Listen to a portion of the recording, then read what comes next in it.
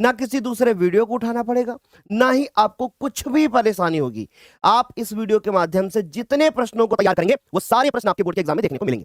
मेरे प्यारे बच्चों, आज के इस वीडियो के माध्यम से बहुत कुछ आप सीखने वाले हैं, बहुत कुछ सीखने वाले हैं। जितने भी प्रश्न आपको यहाँ पे कराए जाएंगे वो सारे इंपॉर्टेंट हैं, पिछले वर्षों में पूछे गए हैं, चाहे वो 2019 हो, चाहे 2020 हो, चाहे 2022 हो, या फिर मेरे प्यारे बच्चों चाहे 2025 ही क्यों ना हो, वो सारे प्रश्न हम लोग यहाँ पे करेंगे।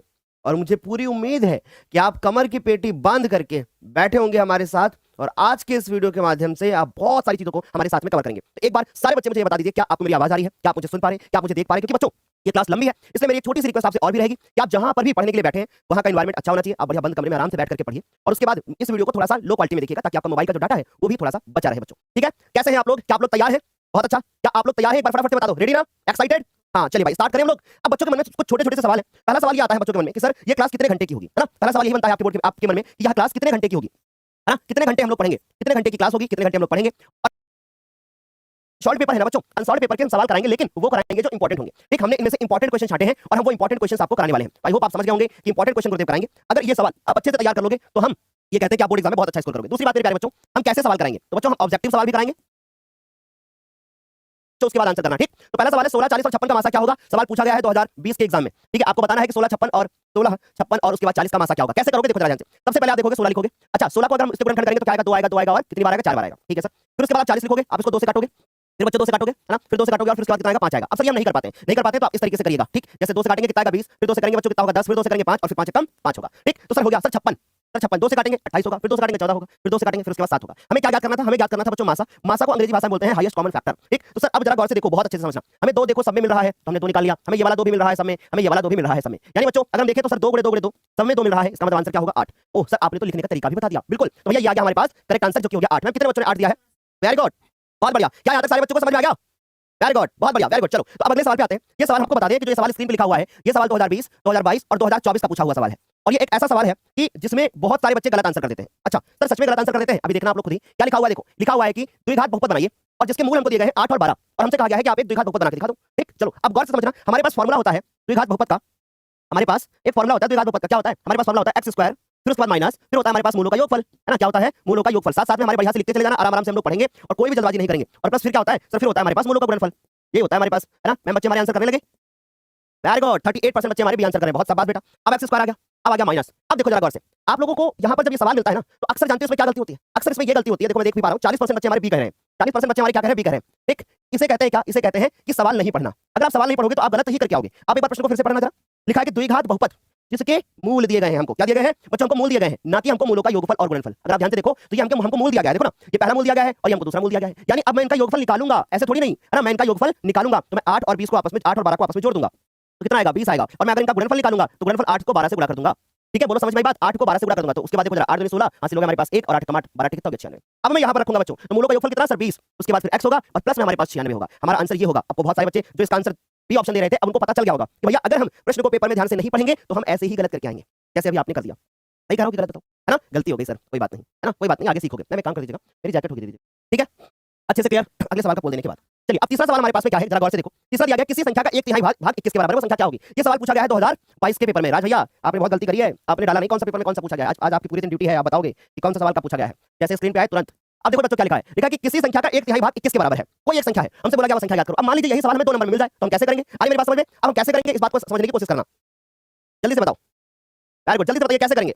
देखिए देखो कैसे लिखेंगे। सबसे पहले लिखेंगे कि माना, माना संख्या का, अच्छे से समझना, माना संख्या का 1/3 भाग है ना, तो संख्या का 1/3 भाग जो है वो क्या है? 21 के बराबर है। हमने लिख लिया। अब इन्होंने कहा था कि जो आपकी संख्या है वो आप पहले निकालने की कोशिश करिए। तो हम लोग लिख दिए कि माना संख्या क्या है? माना संख्या क्या है? माना संख्या x है। समझ गए? माना संख्या क्या है? माना संख्या x है। तो हमने संख्या का 1/3 भाग लिखा, तो संख्या क्या हो गई? x, यानी x का क्या कर दिया? 1/3 भाग बराबर में 21। तो सर x लिखा, का मतलब होता है गुणा, तो सर बराबर में 21। सर 21 3 को उधर ले गए तो सर आ गया हमारे पास 21 × 3, यानी कि बच्चों क्या हो गया? हमारे पास हो गया 21 तिहाई 63। तो सर करेक्ट आंसर हो चुका है कि भैया वो किसके कितना आंसर होगा? 63 होगा। ये तो मैंने पूरा सॉल्व करके बताया। लेकिन अगर मान लीजिए यही आपको ट्रिक से करना है तो आप ऐसे करोगे। कोई एक संख्या है, उसका 1/3 भाग किसके बराबर है? उसका 1/3 भाग इनमें से किसी के बराबर है ना? चलो अरे 1 मिनट 63, है ना? कोई एक संख्या उसका 1/3 भाग, तो मैंने संख्या देखा, मैंने कहा 21 का आप 3 से डिवाइड कर दो इसको, तो सर 7 आया। सर ये तो 7 है, यहाँ पे तो 21 कह रहा है। 42 को 3 से किया, फिर उसके बाद 63 को 3 से कर दिया। जैसे मैंने 63 को 3 से डिवाइड कर दिया तो देखा मैंने 21 आ गया। ठीक, आई होप ये बात बढ़िया से आपको समझ में आ गई होगी, किसी बच्चे को यहाँ पर कोई तकलीफ नहीं हुई होगी। बढ़िया से क्लियर हो गया? हो रहा है बेटा कूपन कोड अप्लाई, अब आप परेशान मत हो। अब जाके आप एक बार चेक करना, टीम ने अपडेट कर दिया है। ठीक है, चलें अब आगे चलूं मैं? ओके ओके चलिए अब हम लोग आगे बढ़ते हैं, यहाँ तक समझ में आया। अगला सवाल क्या है, हमसे बोला जा रहा है कि दी गई आकृति में एक्स वाई तथा जेड के आप मान ज्ञात करके बता दो क्या होंगे। ठीक, ऐसा सवाल है। तो लिखा है 210 15 और 2, फिर लिखा है 15 2 और 210, फिर लिखा है बच्चों 105 98 और 6, ऐसा करके हमको सवाल दे रखा है और हमसे कहा गया है कि आप एक्स वाई और जेड की वैल्यू को बता दो। ऐसा हमसे बोला है। कैसे करोगे? देखो, सबसे पहले हमें एक्स बताना है, हमें वाई बताना है और हमें जेड बताना है। अब इसका मतलब समझो पहले क्या होता है बच्चों, बढ़िया से समझना। ये हमारे पास क्या लिखा है 14 और ये क्या लिखा है वाई, और जब 14 को वाई से गुणा करेंगे तब वो एक्स के बराबर होगा। ये बात तो समझ गए? ठीक है सर, बढ़िया समझ गए कि एक्स जो है उसके दो गुणनखंड हमको दिए गए हैं, एक 14 और उसके बाद एक वाई। ठीक है, समझ गए इस बात को। फिर उसके बाद देखिए, अगर मैं बात करूं तो सर 7 को जब आप जेड के साथ गुणा करोगे तो आपको कितना मिलेगा? 14 मिलेगा, क्योंकि 14 जो है वो दो पार्ट में टूटा है। समझ आई बात? तो इसका एक तरीका है, देखो कैसे। 7 को जेड से गुणा कर दो तो सर 7 गुणे कितना हो गया जेड, एक और बराबर में कितना हो गया 14 हो गया, तो सर 7 कहां जाएगा? नीचे ही तो जाएगा। 7 कहां जाएगा? नीचे जाएगा। तो सर कितना हो जाएगा? हो जाएगा 14/7। तो सर 14/7 करेंगे तो सर कितना आ गया बताओ? 14/7 करेंगे कितना होगा? 2 हो जाएगा। यानी सर जेड की वैल्यू तो पता चल गई। सर जेड बराबर कितना आ गया हमारे पास? जेड बराबर 2 आ गया। ठीक, अब हमसे बोला गया था एक्स वाई और जेड, यानी पीछे 2 आ रहा है सर, हमारे पास यही आंसर करेक्ट हो जाएगा। लेकिन फिर भी पूरा सॉल्व करेंगे। अब देखो 3 को जब मैं 5 से गुणा करूंगा तो कितना होगा? 15। तो सर यहाँ पे हमारे पास क्या हो जाएगा? यहाँ पे हो जाएगा हमारे पास 15। आई होप ये भी बात समझ में आ गई। अब 15 को मैं 14 से गुणा करूंगा तो सर 15 को 60 होता है और उसका 15 150 होता है। गुणा करने पे कितना आ जाएगा? गुणा करने पे आ जाएगा 210। इसका मतलब एक्स की वैल्यू 210 आ गई, वाई की वैल्यू 15 आ गई और जेड की वैल्यू 2 आ गई। बढ़िया से क्लियर सारे बच्चों को? वेरी गुड, बहुत बढ़िया। अब आप एक काम कर दीजिए, इस क्लास को अपने दोस्तों के साथ शेयर कर दीजिए ताकि बहुत मजा आए, बहुत अच्छी तरीके से हम लोग इनका आंसर्स करें और बहुत अच्छी तरीके से हम लोग बोर्ड पेपर की तैयारी करें। तो भैया इस क्लास को सबसे पहला काम होगा आपका कि आप अपने दोस्तों के साथ शेयर जरूर करें। ठीक, और अब जो मैम आपको पोल देंगी चौथे सवाल की, उसमें सारे बच्चे आंसर करना। सारे बच्चे आंसर करना, इसलिए सारे बच्चे आंसर करना क्योंकि मैं देखना चाहता हूं कि इस क्लास में हमारे कितने बच्चे हैं बच्चों। सब लोग आंसर करो। देखो क्या लिखा है, लिखा कि यदि a1x b1y + c1 = 0 हो, a2x + b2y + c2 = 0 हो, तो हमारे दो रैखिक समीकरण दिए गए हैं, उनकी एक कंडीशन दी गई है, ऐसा होगा तो इनमें से क्या होता है, ऐसा हमसे पूछा है। यानी दो समीकरण हैं, उनके अनुपात हमको दिए गए हैं, उनके जो आगे के कोएफिशिएंट होते हैं जिनको हम लोग गुणांक बोलते हैं, उनके अनुपात दिए गए हैं। ठीक, अब इस पे पूछा गया है कि भैया ये क्या होगा, रेखाएं समांतर होंगी, प्रतिच्छेदी होंगी, संपाती होंगी, क्या होगा? तीन कंडीशन होती है बच्चों। हमारी जो पहली कंडीशन होती है हमारी, वो सर पहली कंडीशन क्या होती है? ऐसे कि अगर a1/a2 मेरे यूपी बोर्ड के मैथ स्ट्रीम के बच्चों 18 फरवरी से हमारी बोर्ड एग्जाम है और अब 2 महीने से भी कम बचे हैं। Not is equal to b1/b2 हो जाए। ऐसे केस में क्या होता है कि जो हमारी रेखाएं होती हैं वो रेखाएं हमारी प्रतिच्छेदी होती हैं। ठीक है सर। अब उसके बाद दूसरी कंडीशन होती है हमारे पास, अच्छे से फॉर्मूला नोट करना क्योंकि ये मैथमेटिक्स की क्लास आपको पूरा रिवाइज कराएगी चीजों को। ठीक, अब दूसरी कंडीशन देखो, फिर क्या होता है a1/a2 अगर बराबर हो जाए b1/b2 के और फिर बराबर हो जाए c1/c2 के, तो सर ऐसे केस में क्या होता है? ऐसे केस में रेखाएं हमारी संपाती होती हैं। समझ गए? संपाती होती हैं। और अगर ऐसा हो जाए कि a1/a2, ध्यान से समझना, अगर ऐसा हो जाए कि a1/a2 बराबर हो जाए b1/b2 को के और नहीं बराबर हो c1/c2 के, तो ऐसे केस में क्या होता है बेटा? ऐसे केस में रेखाएं हमारी समांतर होती हैं। यानी प्रतिच्छेदी के लिए पहले प्रतिच्छेद कर देगा, यानी पहले काट दो, और समांतर के लिए बाद में काट दो, और उसके बाद आप संपाती के लिए तीनों बराबर रखो। अब बताओ इसमें से कौन सा केस मैच कर रहा है? सर ऑप्शन नंबर सी हमारे पास मैच कर रहा है। ठीक, अब जब मैंने इतना कॉन्सेप्ट बता ही दिया है तो चलो थोड़ी बात और बताता हूं। अगर रेखाएं हमारी समांतर होंगी तो कैसी होंगी? ऐसी होंगी, ऐसी रेखाएं होंगी हमारी, और समांतर रेखाएं एक दूसरे को कहीं पर भी नहीं काट रही ना। इसका मतलब है कि इनका कोई हल नहीं होगा। तो अगर ऐसे पूछा जाए बोर्ड पेपर में कि समांतर रेखाओं का क्या हल होता है, तो भैया वो होगा आंसर कोई हल नहीं होगा। ओके बच्चों, इनका कोई भी हल नहीं होगा, तो सर ये वाला काम खत्म हो जाएगा। ठीक है, तो रेखाएं प्रतिच्छेद करती हैं तो सर इस तरीके से हमने कर दिया, ऐसे हमने इस तरीके से प्रतिच्छेद कर दिया। अब रेखाएं अगर प्रतिच्छेद करेंगी तो एक बिंदु पर करेंगे ना, देखो एक बिंदु पर करेंगे, इसका मतलब क्या होगा? इसका आदित्य हल होगा, और एक ही हल होता है। आदित्य हल का मतलब यूनिक सॉल्यूशन, और सर वो केवल अकेला होता है, सर आदित्य हल हो गया। अगर रेखाएं संपाती हैं तो सर एक रेखा होगी, इसके ऊपर दूसरी रेखा होगी। अब मुझे बताओ कितने बिंदुओं पर काट रही है? सर ये तो अनेक बिंदुओं पर काट रही है, इसका मतलब इसके अनेक हल होंगे। तो ये मैंने पूरा कॉन्सेप्ट बता दिया, सिर्फ प्रश्न करना ही हमारा उद्देश्य नहीं बच्चों, हमें कॉन्सेप्ट भी करना है अच्छे से। बढ़िया, वेरी गुड। चलो अगले सवाल पे आओ। ये सवाल दे रखा गया, देखो कह रहे √3 एक संख्या है, कौन सी संख्या है √3? ऐसा सवाल हमसे पूछा गया। चलो देखो, अगर बच्चों हम लोग बात करें √3 की, तो √3 का मान होता है 1.732 dot dot dot dot dot. समझ गए? ये होता है। दूसरी चीज एक बात बहुत अच्छे से समझना कि इसका जो दशमलव प्रसार होगा, पहली बात तो वो रुकने वाला नहीं है, यानी आसान है, और साथ ही साथ में अनावर्ती भी है। तो ये भी हमको सीखने को मिला कि अगर √3 का दशमलव प्रसार हमसे पूछ लेता है कैसा होता है, तो सर अशांत और अनावर्ती, यानी ये ना रुकेगा और ना ही रिपीट होगा, यानी 7 3 2 आगे अब नहीं आएगा एक साथ। समझ गए? क्लियर हो गया? तो सर अशांत और अनावर्ती दशमलव प्रसार होता है, ये बात भी हमने देख ली। अशांत और अनावर्ती दशमलव प्रसार होता है, ये वाली बात भी हमने देख ली। बच्चों बढ़िया से क्लियर हो गया? मुझे तो नहीं लगता किसी बच्चे को यहाँ कोई डाउट होगा। तो सर हमारा जो √3 होगा वो क्या होगा? क्या भाई प्राकृतिक संख्या है, या वो सम संख्या है, या वास्तविक है, या फिर इनमें से कोई नहीं? भैया आज तक तो हमको पढ़ाया गया है कि जो √3 होती है वो कैसी संख्या होती है? वह तो आपर में होती है। मैं बताइए डी वाले कितने बच्चे हैं?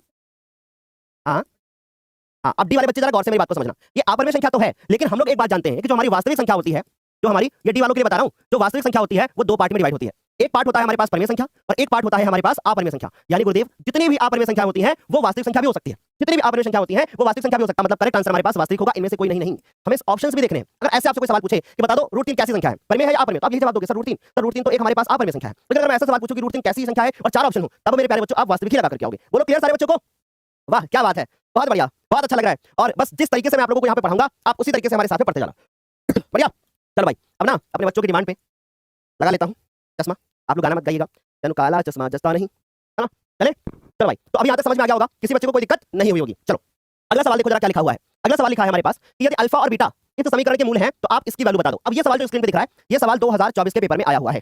भैया इनको आप हल्के में नहीं ले सकते हैं, ये सवाल हमारे इंपॉर्टेंट है और बार बार बोर्ड पेपर में पूछे जाते हैं। क्या कह रहा है देखो, अल्फा बीटा अगर इस समीकरण के मूल है, एक हमको बहुपद निकालना है अल्फा स्क्वायर बीटा, और क्या अब हमें क्या निकालना है? अल्फा बीटा स्क्वायर निकालना है ना बच्चों। अब मैं इसमें देखो जरा ध्यान से, अल्फा और बीटा में कॉमन ले लेता हूं, ले लिया मैंने कॉमन, ले लिया जैसे कॉमन। अब अंदर क्या बचेगा? इसमें से बचा एक अल्फा, बीटा तो निकल गया सर, फिर यहां से अल्फा निकल गया तो क्या बचा? बीटा निकल गया। यानी हमें कुल मिलाकर के जिसका मान भी निकालने को बोला होगा, हम क्या करेंगे? हम कोशिश करेंगे कि हम उसको अल्फा गुणे बीटा या फिर अल्फा प्लस बीटा में तोड़ें। बोलो समझ गए? बढ़िया से। चलो देखो अब मैं देखूंगा ये हमें क्या दे रखा गया है, यहाँ हमें बहुपद दे रखा गया है। ठीक, अब मैं यहाँ से अल्फा प्लस बीटा की वैल्यू निकालूंगा, यानी मूलों का योगफल। क्या होता है फॉर्मूला, अल्फा प्लस बीटा बराबर माइनस बी अपॉन ए। ठीक, तो सर बी बताइए क्या है, बी होता है एक्स का गुणांक। ये मुझे क्या दे रखा गया, माइनस का 3। सर ए इसके आगे होता है, सर ये आ गया हमारे पास अल्फा प्लस बीटा बराबर 3/2 हो गया। यहाँ से हमने अल्फा प्लस बीटा की वैल्यू निकाली। इसी प्रकार अल्फा डॉट बीटा निकालिए, अल्फा डॉट बीटा सर सी बटे ए होता है, यानी सर सी बटे ए होता है, सर ये आ जाएगा 5/2। भाई देखो एक बात याद रखना, मैथमेटिक्स में आपका उद्देश्य सिर्फ आंसर बताना नहीं होना चाहिए, आपको प्रॉपर लिखना भी आना चाहिए, आपको प्रॉपर प्रेजेंटेशन भी आनी चाहिए, क्योंकि जितनी अच्छी प्रेजेंटेशन होगी उतना ही अच्छा नंबर मिलता है। ठीक, इस बात का ध्यान रखना, प्रेजेंटेशन बहुत जरूरी है। ठीक, अच्छा अल्फा डॉट बीटा अगर हम देखें तो सर कितना आ गया 5/2।